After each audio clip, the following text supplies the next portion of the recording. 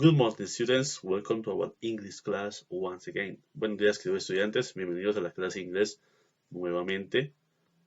Iniciamos primero que todo con la ventana de los muy buenos días con el texto llamado Nadie se lo dijo, para que por favor lo leamos allá con nuestras familias en casa y al final hacer también la respectiva oración. No obstante, les comparto también el texto del jueves 22 de octubre llamado Ofensas y Perdón, para que también lo leamos allá con nuestras familias, lo comprendamos y reflexionemos. Y luego nos olvidemos hacer esta pequeña y corta oración.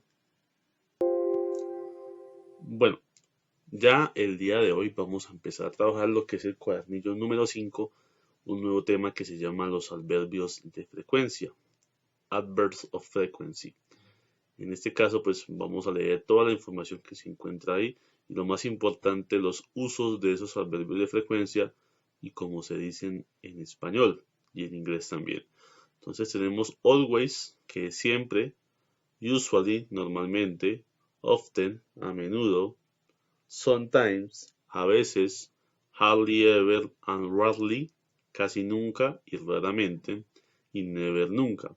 Recordemos que los adverbios de frecuencia se utilizan para describir con qué frecuencia o con qué uso se realiza una acción durante el día a día. ¿Sí? También recordemos que dice, nota, fijarse que alguno de estos adverbios hardly ever and rarely, o en este caso never, tiene sentido negativo. Por lo tanto, tienen que acompañar a un verbo que sea afirmativo. Ya encontramos dos ejemplos. You never walk alone at night. Tú nunca caminas solo de noche. I rarely go shopping. Voy raramente de compras. Eso para que lo tengamos muy en cuenta. En este caso, pues, debemos siempre pues, utilizar esos dos para hacer el sentido de oración negativa. No pueden ir dos auxiliares negativos porque sería incorrecta la oración. ¿Dónde los usamos en la frase? Entonces, tenemos cuatro casos en esta parte. La primera, pues, cuando está el verbo to be, el is, and o el are, lo utilizamos después del verbo, ¿sí? Cuando son auxiliares, por lo menos verbo modal o el do o el does o el can't, siempre van después de ellos.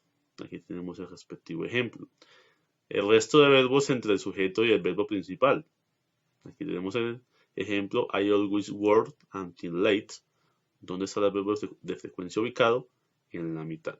En el caso de sometimes or usually, dicen que pues lo podemos colocar al principio de la oración, pero también se puede colocar ahí entre el pronombre y el verbo principal. Esto para que lo tengamos en cuenta también. Bueno, ya entrando en materia, vamos a hacer los primeros 5 puntos. El primer punto, que es una pregunta que debemos responder en español, ¿qué es un adverbio de frecuencia? La información de esa definición la encontramos ahí primero en el cuadernillo 5, ¿sí? En la explicación. El segundo es un cuadro, el cual pues debemos completarlo con la correcta traducción en español o con la correcta escritura en inglés. Debemos mirar qué significa always, hardly ever and never en español y en inglés como se dice normalmente, a menudo, raramente y a veces. El punto 3, el leer de nuevo la información y escribir en los espacios los 3 usos de los adverbios de frecuencia. ¿Para qué se usan o cuándo se usan? ¿Sí? Para eso volvemos a leer la información que está ahí en el inicio del cuadernillo y los escribimos acá en español, así como están allá, en estos 3 espacios. En el punto 4 dice, ¿es correcta la frase? Corrige los errores de cada frase en el caso de tenerlos. Entonces tenemos 22 frases, ¿sí? Cada frase pues consta con su respectivo adverbio de frecuencia. Hay unas oraciones que están correctas, ¿sí? O sea que el adverbio de frecuencia está en su lugar correcto. Esas no las corregimos, las dejamos en blanco. Las que sí están mal, por lo menos la primera, que el auxiliar never, está de último, entonces volvemos a reescribir la oración en inglés, pero ya colocando este adverbio de frecuencia en el lugar correcto. En este caso, iría entre la mitad. entre has y entre been, ¿sí? Iría en el medio, ¿sí? Y así con todas debo mirar, y según la explicación anterior, mirar dónde va situado cada verbo de frecuencia, según el verbo que está en cada oración, en cada frase, y así poderlo resolver de la mejor manera. Y el punto número 5, ya para finalizar, que es escribir en orden correcto las frases en inglés que están desordenadas. Aquí me dan el pronombre, el verbo, el adverbio de frecuencia, el complemento, etc. Entonces, de acuerdo al ejemplo que está acá, debemos pues fijarnos qué va primero, qué va segundo, qué va tercero, ¿sí?